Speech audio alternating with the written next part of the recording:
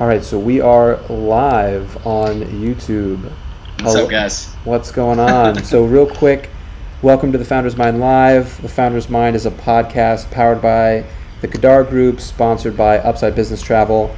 If you're watching live or catch this conversation later, be sure to subscribe to our YouTube channel. Catch us live every Monday at 3 p.m. Eastern.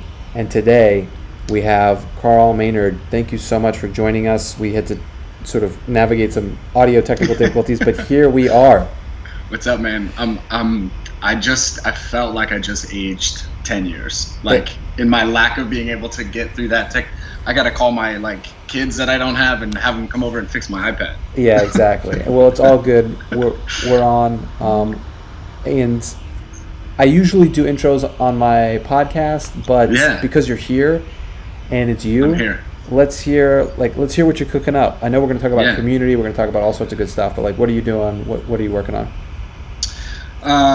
Okay, so who am I?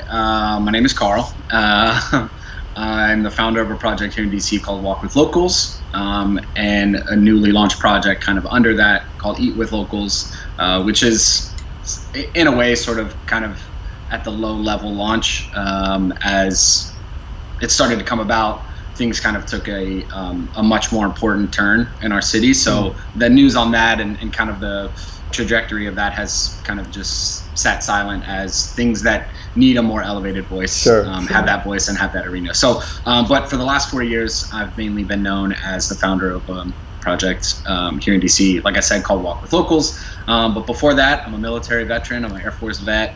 Been deployed a few times. Grew up in the military. Served 6 years in the Air Force and a couple moves around the Midwest, and I finally landed my way here in DC, which I've been since February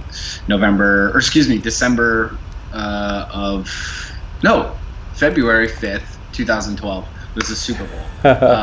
It's random that I remember that, but I got the news that I was going to be moving in December of 2011 and then got here in 2012. So I'm a photographer, consultant. My background is in geospatial analysis and intelligence. So when I'm not taking photos, I'm consulting on projects that involve maps. Maps.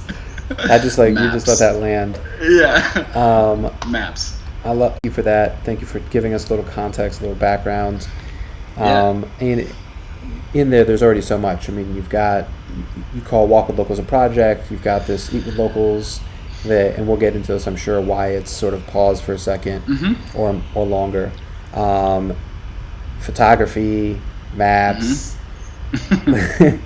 and actually, I'd love to talk about a really quick sort of colliding of virtual worlds. Yeah. You lent a camera to someone recently, or a lens or something, to a photographer who's covering the protests in DC. Yeah, Eric. Yeah, so I follow Eric on Instagram. I don't know Eric at all. Oh yeah, he's fantastic. I follow him and I try to steal his work in the form of there's probably somebody that just got upset by me saying that. Exactly. But what I mean by it is I just try to duplicate him as a tribute because he's so good at what he does. Yeah, Eric and I have known each other for a few years. I think, I have no idea, and I probably should 4 years later. I have no idea where Walk with Locals will end up. Yeah. And I'm constantly asked, and I'm sure it's on your mind too, of what does success look like for Walk with Locals? And I wholeheartedly believe that I'm already there, because I personally have been able to benefit from meeting so many, not even just photographers, but just so many amazing people, young business owners, like-minded entrepreneurs, people that I don't even want to talk about cameras with, but just want to have conversations with. Sure. It's been such an avenue for me to meet so many people, and Eric is one of those people that I've been fortunate enough to meet through Walk with Locals, and I kind of went and tag teamed alongside him to kind of see what he does in photographing news moments, historical moments. I can't even keep up with where that guy is all the time, but I knew that he was going to be at the DC protests, and that was something, as a storyteller, I felt very passionate about being there. But it was my first time really going to something like that, and there's a difference, I think, in being a photographer that wants to help tell the story versus try to make a story with your photos. And I think he does such a great job of just like capturing things and letting that story be there. Yeah. Versus, I think we've all seen in photography the stories of staged photos or staged moments in these things, and those get cracked down. But he ran into a little bit of trouble with some water getting into one of his cameras, and like that night, I just hit him up and I was like, come get my camera tomorrow. What do you need? Do you need anything else? And I think he was able to, within like 24 hours, launch like just kind of a word up of needing some funds to replace his camera. And I sent that out to a bunch of people, and I was very grateful that a few of my friends sent some money his way and got him back on his feet. But yeah, he's a fantastic photographer and just even better person. Yeah, I mean, I think that like this kind of cuts to the core of how you and I met, which is there's this sense of community, right? Like we both know, Joe, and I think we actually, you and I met at the studio for like a millisecond, and then, life, and then Joe was like, y'all should talk again. But this feels like I've been experiencing like the real life manifestation of your drive to connect or be in community. Yeah. So I'd love to hear about that. Like this sense of community, what you've created with Walk with Locals, and why. Like what's the drive behind it? In a weird way, the thing with like having a background in maps, being a military veteran, growing up on a military base, being a guy that's about community, photography, there's like fitness events that I do, like it actually is all just like kind of the pillars of who I am, and they're all sort of connected. And so I grew up in the military. I moved around quite a bit when I was a kid, and I had the benefit of growing up in Washington for 10 years of my like younger life, which for a military kid is a long time. And then in high school, I ended up starting my freshman year in Washington, moved to Illinois, and then a month into my senior year, my dad got orders to Delaware, and then joined the military and bounced around 4 or 5 assignments in 6 years. And at the core of that experience, what I really took away from it was like, it's really hard being the new person. It's really hard starting somewhere new, especially without a foundation of people there already, like your community, and people that you can lean on. And sometimes we do, people end up coming back to the city that where they know somebody, but they know those people because they either went to college, and so they're kind of a college associate, or they're in the same line of work, so they're connected via work, but not really like their own community in that city. And so, all of my experiences of like, going to a new cafeteria and not knowing like what table to sit at or who I could sit with, feeling lonely, feeling like I couldn't make friends. I was, I think 16. It was just after 9/11. We moved to Illinois, and the first like best friend I think I had in my life was this guy named Dustin Lucas, and I just saw him on the bus and I was like, hey man, I like your Vans. And he was like, cool, do you skate? And I was like, yeah. And then we became best friends after that. And like I've just never had the problem or the worry of like being that person that's going to start that conversation. I think there's so many people that want that, and I got that from my dad at a very young age, of just kind of like not being the center of attention, but being the one that's going to make everybody in the room feel comfortable and feel welcome. And there's a fine line, I think, of like doing that. And sometimes I get it wrong, but that's okay. But yeah, so that all has like just grown and grown over the years. And then finally, I think when I picked up a camera in December of 2015, December 12th, 2015, I sort of was back where I started in those like cafeteria days, and like I didn't really know people that like were at the level of photography that I was. It was intimidating to try to approach somebody with, thousands of followers or these like, insanely well composed photos. And a month later, after owning the camera, I realized I was still shooting in JPEG, and I had like a $2,000 camera.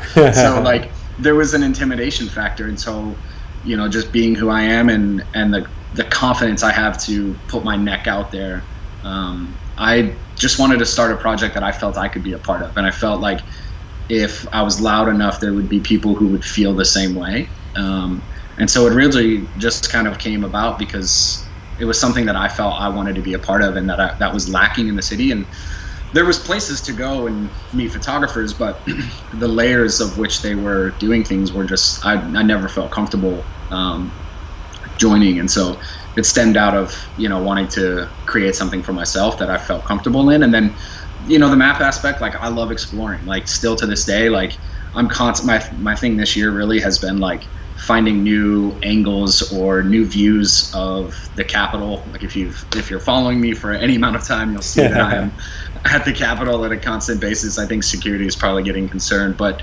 that place is like just kind of like a center of home for me, and I feel grounded when I'm there. And so there's like, this is so nerdy, but I'll literally look on like Google and Apple Maps and like go to Street View and like trick myself to angles that I just normally don't see, and that all gets connected in Walk with Locals, of like taking people, like we don't necessarily do the mall every time, and we don't go on these like scenic tours, but sometimes you can just find so much about your city by walking a few neighborhood blocks and cutting through the alleys that you don't normally walk through because you're by yourself. I would first, you just shared so much, and I want to talk about some things, but I want to talk about that specific piece. Something that I found fascinating is, and I don't run a lot, but when I do run and I get into a habit of running, I always run a very similar route, and occasionally when I remember, I'll run the same route, but I'll run it the other direction. And it's unbelievable, all the things that you see going the other direction on the exact same street, the exact same blocks, but it's just, it feels like a completely different place, and you see things that you didn't see before, and that's, again, just the same route. So I love that perspective. Like, you can learn a lot. I totally agree. I'm a big time walker. I love walking around cities. I'm very committed to being in a city. You were very specific about your camera dates. December 12th. Was there something was there anything else that was attached to that, or you just have a penchant for dates? So my best friend sold it to me. My best friend in all the world, not Dustin Lucas, but my new best friend. No, we've been best friends since 2009. Basically, we served together in Korea. So a few years later, obviously 6 years later, so he was in DC on a visit. He comes to town every once in a while to hang out, and before this trip, I was like, I think I really want to get into photography. And he was like, I'm looking to get a new camera, so what if I bring my current camera and you check it out, and if you want it, you can buy it. So I was like, yeah, absolutely. And that was the day. We went walking around. Actually, there's a photo of me holding the camera still on my Instagram, and then I think the next post after that is like the first photo I took and posted from that camera at National Gallery of Art. Cool. And it's so weird, but like I have a pair of like Nike black and white Blazers that I'll probably never get rid of, because those were the shoes that I was wearing when I like got my camera. So to me, they're like this sort of like it's weird, man. I'm exposing myself a little bit here. No, I love the it. Things that I remember, but yeah, I think it was just everything connected to the story, man. Like, it was December. I was out in a t-shirt. So it was like this rare sort of like warm day in December. The light was perfect, like one of those just solid good winter golden hour like sunsets, like no clouds, nothing. And it was just a great day. And I think like, I didn't realize, I mean, when I grabbed that camera, there was no like, in a couple months I'm going to launch Walk with Locals, and then 4 years later it'll be a few tags away from 300,000 uses of its hashtag. Like there was no plan for that. There was no plan for any of this. But at the core of who I am, I like to explore, and I like being around people, and I like I like helping people feel comfortable in their environment. And there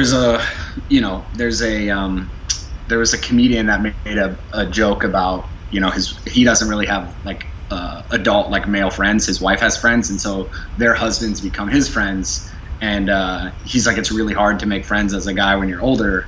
And he makes this joke about like he had a really great time hanging out, and he was like nervous to ask the guy if he could see him again.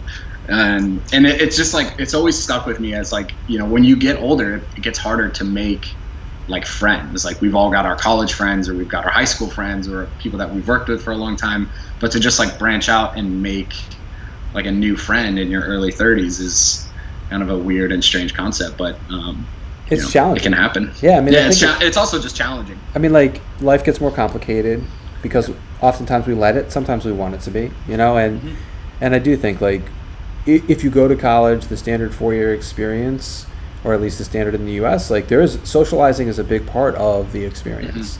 Yeah. Like, you go to learn and, graduate, but you also go to and you meet people. Like, that's what college campuses are selling, and that's what people get into. And I think that you're right. And to the comedian's point, it gets more complicated when you're in a relationship sometimes, because then other people will filter out. They'll say, well, it's not a couple, so like, do we want to be friends with a non-couple, or it's a guy, and people get all up in their head about it. It's very interesting. I appreciate that perspective.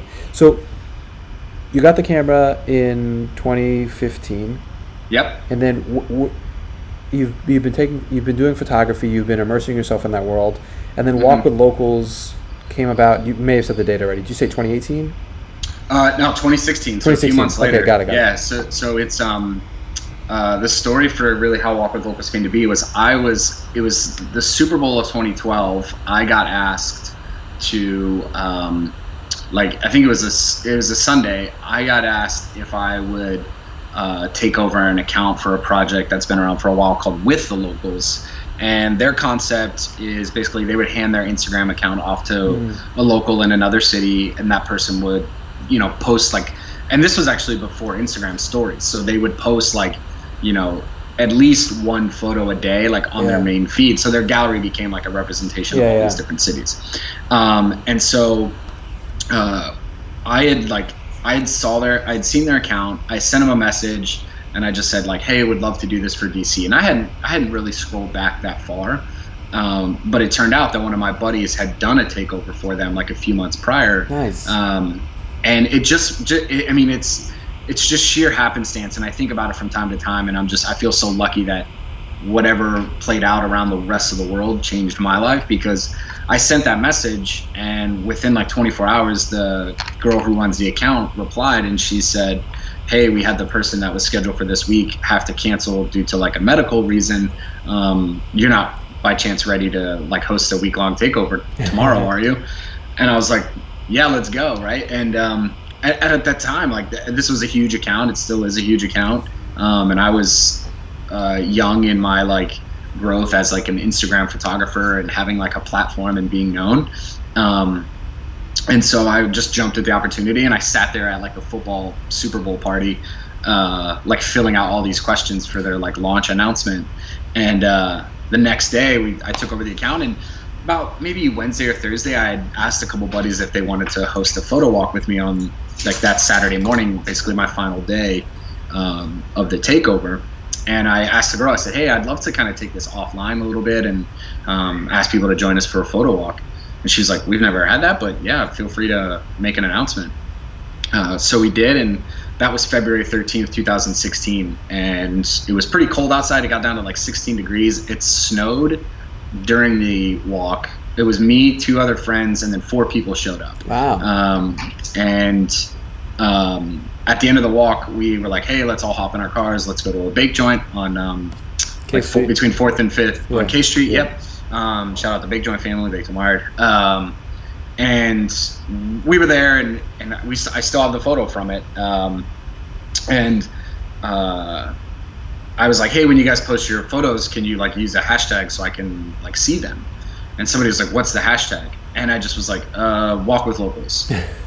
I was like, I don't know if it's a thing, I'll just say it, and I'll go to the recent, and I'll be able to tell these photos or whatever. And it turned out that hashtag had never been used, which to this day, that I think is the most shocking thing, because you can hashtag anything. Yeah. You know what I mean? Even if you're just Brad turns 10, there's already 4,000 tags to Brad turns 10, nothing against Brad's, but, so I was just really shocked. There was 11 photos posted by the end of the day, from our walk. And there was no Twitter handle, no Instagram, and it's one of those things. I think that for me, I realized it just rolls right off the tongue, and to me, I just don't understand how it was ever available. And so our hashtag started February 13th, 2016, and then March 19th, basically a month and 6 days later of 2016, we hosted the first like Walk with Locals walk at basically at the same spot at the tidal basin. And 50 people showed up. Whoa. And it was amazing. Yeah. And then I had the same two guys had kind of helped me bring it to life, and they had a photo agency that they were launching, and I was going to join that as like a new photographer and kind of like as an intern. Yeah. And I was just like, I think I might just do this, guys. Like, I don't know if I want to do the business side of photography. Yeah. I kind of want to just do this community project. So I kind of took that and ran with it. And it was cool, man. I think it was, we didn't go back to the tidal basin for a while, just over 2 years, because we did a walk, and the hashtag is WWLX862, I want to say. It's 862 days since we went to the tidal basin for the first time. And if you look at that hashtag, you can see like a slide group photo, like 2 different group photos from our first walk. And I think at that time it was probably our 61st or 62nd walk or something like that. So to see the change and to see the growth over those 2 years was pretty awesome. That's huge. But yeah. That's so cool. And I think what you just shared also kind of resonates with a little bit of my own story, which is like the founder's mind. When I came up with just the concept of the show, yeah, I was like, what would I call it? What do? I talk to people that found and build things, and I was like, and I'm a coach. Like, we talk about the mind, so I'll call it the founder's mind. And I use a website called NameCheck, NAMECHK. I should basically be a spokesperson for them, because I tell every entrepreneur, I'm like, if you haven't put the name of your in there, just do it. But I put it in there, and it was available across the board. And I think very similar to this Walk with Locals, you're like, either this is an oddly bad name and I don't know, and I'm just like blind to it, or for some reason, and I choose to believe this, and it sounds like this is the same for you, the universe is like, hey dude, you've thought a lot about all the things, you've done a lot of things, and like, here's a little window, I'm gonna push you into it, don't mess this up. Like that's, and it sounds like immediately, I mean, 50 people within a month and 6 days. Did you get the domain name? Did you get the social handles? And then did you like advertise, or like how'd you get or do you know 50 people that'll show up for you on a March day? Or so I to this day we don't really have like a web. Run is different, and everybody's race is different, and some people finish faster than others, and some people are metaphorically still on that run, right? And so for us, I wanted people to know that there was a place where they could find like-minded people, meet people in their city, explore with people who wanted to explore. And so I just got down to like the best way I know how to communicate, which is directly to somebody. So I really struggle with like blanket invite statements to people when I'm sending them directly. So for I think that first like 2 or 3 weeks of like trying to get this walk off the ground, like I was handwriting on my phone, obviously. I was thumb writing individual like invite letters to so many different people on Instagram. Like, hey, I know we don't know each other, or if I'd barely met them, I would, say something of like, hey, how have things been since I saw you at da da da. Like I believed wholeheartedly that the success of Walk with Locals was dependent on that first few months. And I wanted people to like hear directly from me versus just feel like it was a bland sort of like, what's up y'all, like we're at it again. And obviously we have our posts and those go out to everybody, but there are occasions where I'll come across people who I have not met yet in the city, and I'll say like, hey man, I we don't know each other, or some people told me that we should link up. I host this photo community. I know you take photos. Would love to have you join us. It's not that I don't want to do that every day now, but I think I've like run out of people to reach out to. But when I do find those people, I don't hesitate to send them a note and ask them to join us. And I think like in anything in what you're doing in business and community building and consulting or whatever, you will always be the most successful when it feels personal. And so that to me is just kind of the mindset that I've taken with this whole approach. Is it can be a project that you know, there's some people that tune in and don't even realize that we're based in DC, or there's some people that have like, I once got an email from somebody asking like what jobs are available at Walk with Locals, and I was like, this is just me. Like, and our online voices, I say we, and we're excited, and you know, we can't wait to see everybody and stuff like that. And I use the collective we on purpose, as not as like a mask for it's just being a one person show, but there are so many people that still come to Walk with Locals that came to the very first one that helped make what it is today. So to me, when I'm speaking of the we, I'm including them being a part of that and making everybody feel welcome. So yeah. Yeah, I mean, I find it's so interesting because it is kind of antithetical to what people would say around building a brand, and you're very specific in calling it a project. Mm-hmm.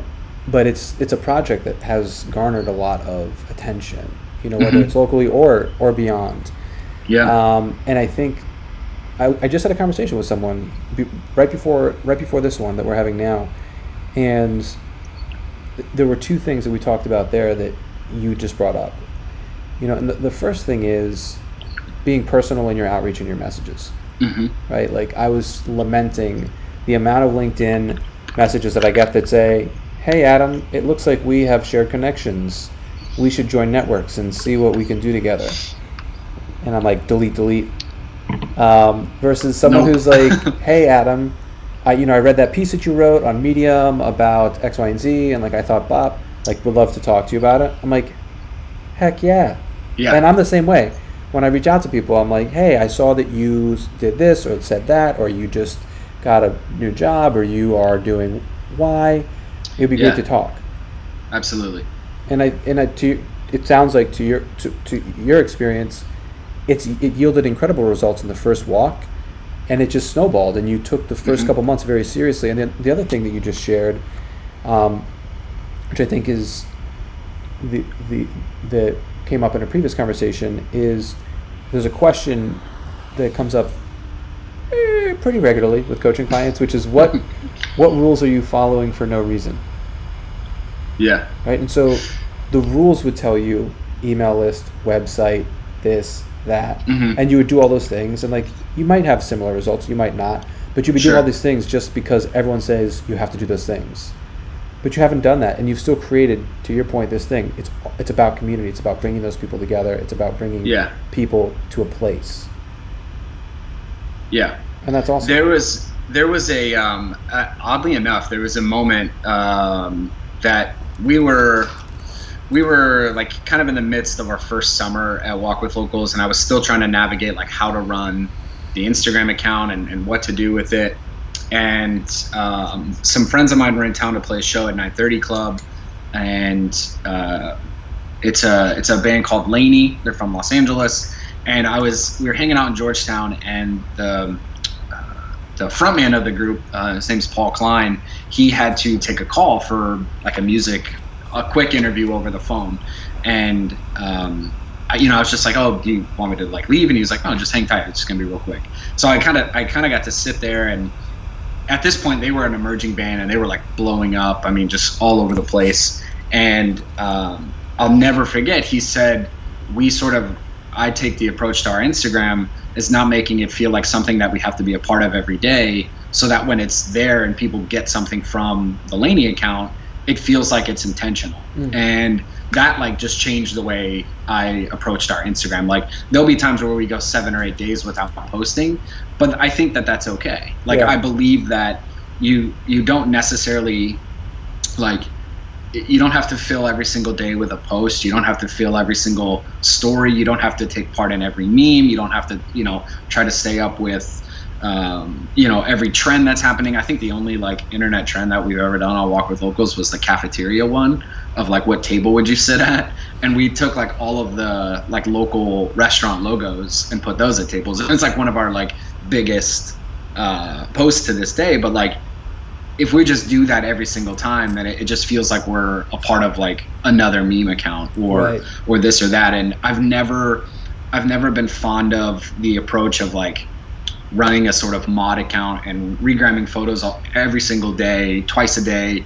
It feels less like important, and it feels less like you're giving that person a spotlight when it's just like Monday 8 a.m., Tuesday 5 p.m., Wednesday 7 p.m. You know what I mean? Like this calendar of when we post things. Yeah. And there's, I'm sure there's social media people that will say like you need to have a calendar, you need to have it scheduled. But for us, it's worked. And in 4 years, we've grown our account to 22,000 strong on Instagram. Our hashtag's been used just shy of 300,000 times around the world. And I've taken like maybe 2 social media webinars in my life, but that a lot of like the growth of what we do is just picking our moments, and when we feel like we have something to say, or when something we want to get across, or something we believe is worth sharing, we'll share it.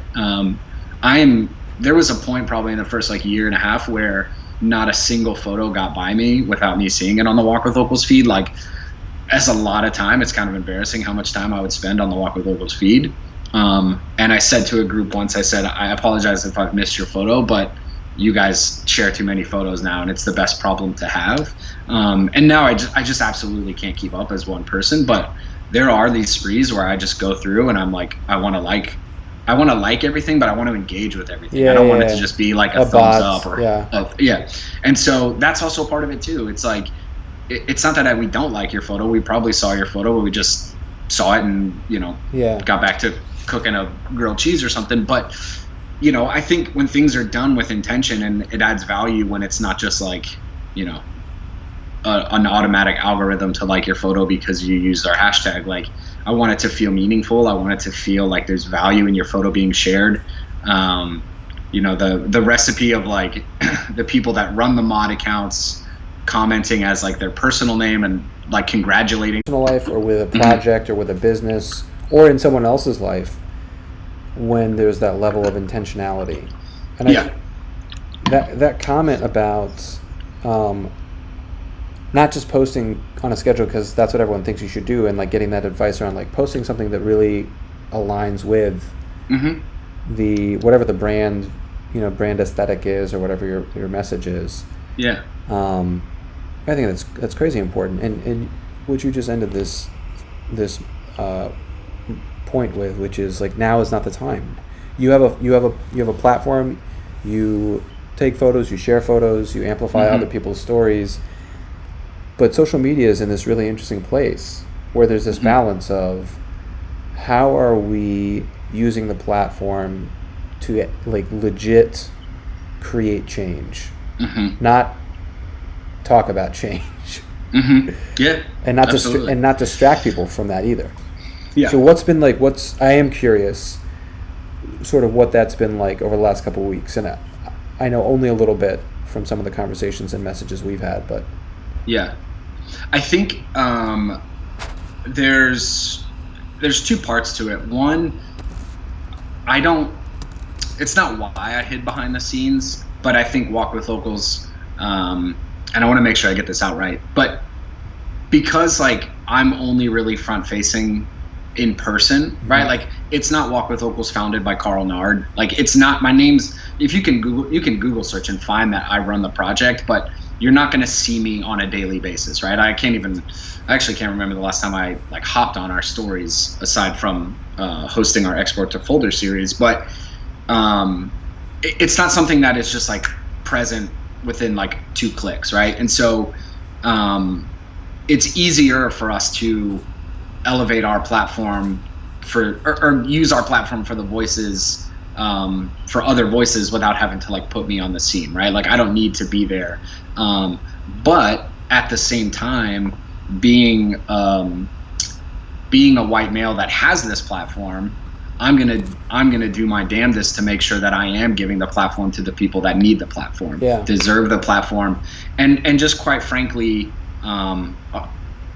don't necessarily get the chance to have a platform as large as Walk with Locals, right? And so, especially here in DC, when things started to kind of kick off with the protest, right away, I think a lot of the approach right away for photography community was like, here's our account, but it's like, people are like, you need to let people be involved in this moment as well, not just like, hey, can you host a takeover? Are you going to the protest? Here, host a takeover, right? For a large community, that was a moment that they wanted to just be a part of. And so the approach that I've taken was, hey, I know that you went. If you're comfortable, I'd love to have you take over our account and share some of your photos and your experience from that, but also just your work in general, right? It doesn't need it, we don't need to just only hyper focus on those stories and those moments. There's so much more to the community, to the Black community that was at those protests.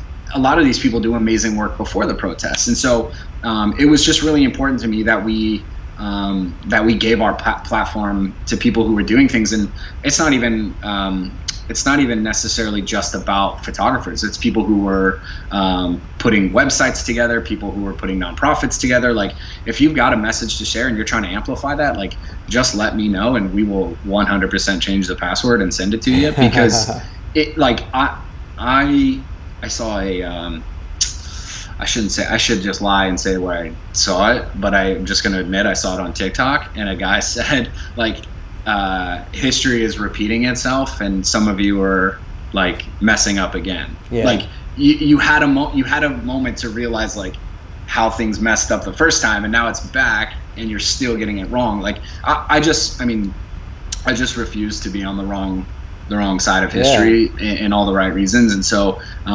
it's a core of, I want to be a reflection of our community in the sense of, like, if you come to a walk, it's one of the most diverse groups I think I've ever been a part of, from not only just nationalities of where people are from, the backgrounds people have, the education levels, the photography levels. We've got a large Muslim population, we've got a large LGBT community. Like, I say on occasion at almost every other walk, like, I do not care the color of your skin, who you pray to, how you pray, who you love, where you love.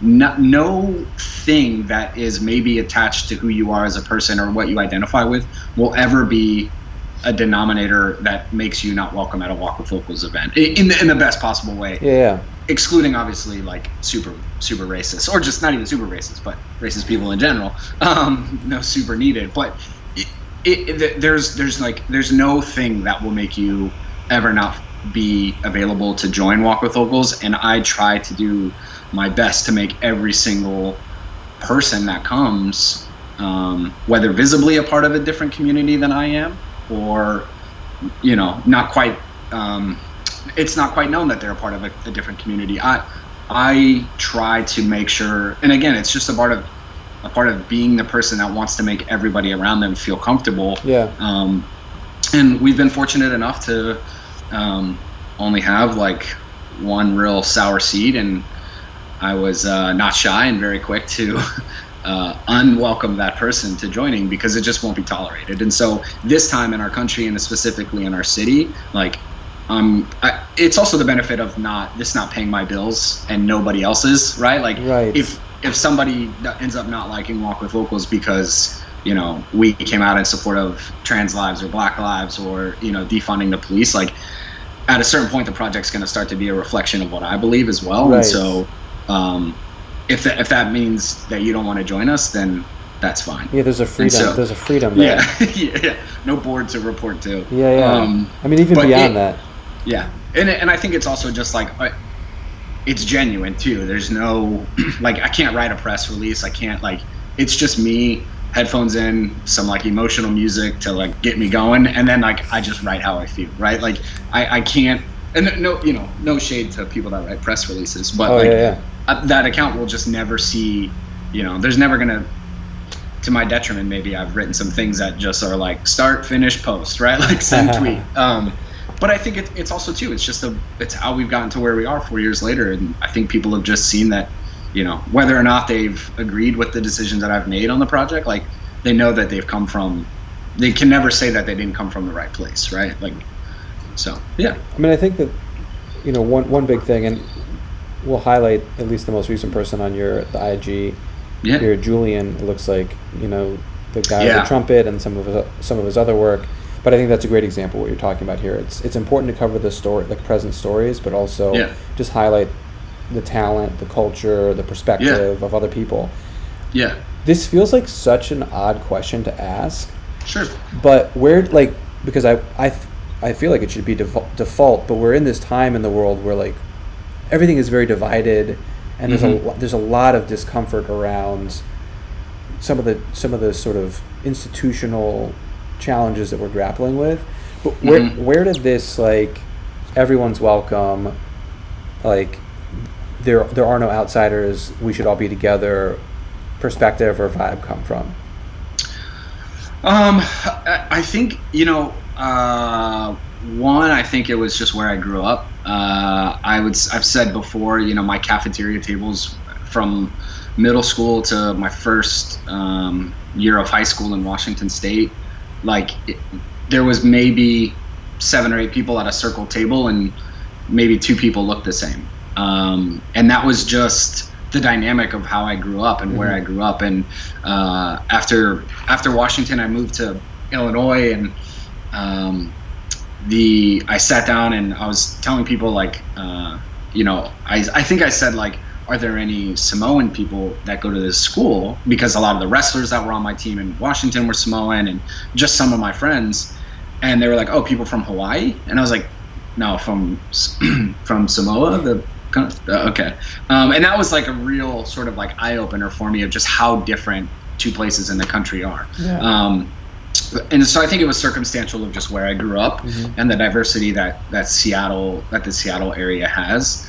And then the second part, I think, is I've told this many times, but there was a moment in my going into my freshman year of high school. My dad was hosting a barbecue. So this would have been the summer of 2000, right before I started high school. And he was hosting a base-wide barbecue, and was the guy that put the summer barbecue together, sort of got all the vendors, made sure everything was running, right? Was sort of the head guy for it. Yeah. And, lo and behold, I followed his shadow of putting events together and wanting to be the guy. But we were riding around on the golf cart, and he's stopping off at all these booths saying, hey, how can I help? Can I do anything for you? Can I do anything? Da, da, da, da. And we finally get to kind of the back end and where all the grills are at. And he's like, does anybody need a break? Can I do anything? And right away, everybody was just like, do you need help? What can we do? You just made a trip, around this huge park. What can we help you with anything? And I'm helping him unload some stuff. And I said, why are you asking them for help? Aren't they here to help you? And he kind of chuckled, and he just basically told me, people shouldn't wait to know that people basically shouldn't have to wait to find out you're there to help them. They should just know you're ready to help them. And I think I'm very clear in that moment. I was like, whatever, I just want to go skateboard, right? This is dumb. But as I got older, I get kind of a little choked up thinking about that moment, because I think it's one of those father-son moments that changed my life, and I didn't realize it. But it's just, I've just never been comfortable with looking at somebody and letting the visual differences between us impact what I think of that person, or what I the trajectory of our friendship or our relationship, or how I treat that person. I think it's I don't know. I don't I grew up on Motown. I grew up on rock and roll. There was so many genres and so many blending of things that were going on in Seattle when I grew up. And to this day, I just, I think the phrase that was used for so long is I don't see color. And we've obviously come to understand that that's a problematic sentence in itself. Yeah. But I think while I was growing up, and this is obviously in the early 90s, I think there was that was a growing sentiment or a way that I think that people were trying to understand. But what I've come to just is I see it and I respect it and I want to learn about it, but it's not going to change what I think of it, right?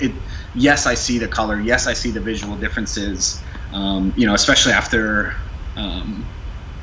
I think just being in the military, and then you get this ginormous collection of people from all over the country, all over the world, who, you have people who were, foreigners that were able to join the U.S. military because they became citizens, and you get flushed with this opportunity to like just learned from so many different people. And I think I just, at a very young age, I leaned into, hearing those experiences and learning from them. And, when you're 13 or 14, you don't realize what's shaping you, but I think it's, I think it has shaped me, and I think it did shape me. And it's just, I don't know. I think it's just a part of who I am. And as I've gotten older, I've tried to, again, reach out and lean into learning more about people's backgrounds and cultures. And, the question of like, where are you from? And then it's like, oh, I'm from Maryland. And then they're like, no, but where are you from? It's like Baltimore. You know what I mean? Like understanding that, like, I don't even know what generation, but like my family lineage comes from Europe. Like it's okay if somebody's family lineage comes from somewhere else. Like learn that, find that out, take interest in that person, without just assuming that, there's no way they could possibly be from here. Oh, you see my cat right there? I can't in the feed, but I can hear them. I think it's such a great. That's such a great sort of like long tail perspective on like what are the moments that have led up to, what the way you see things right now.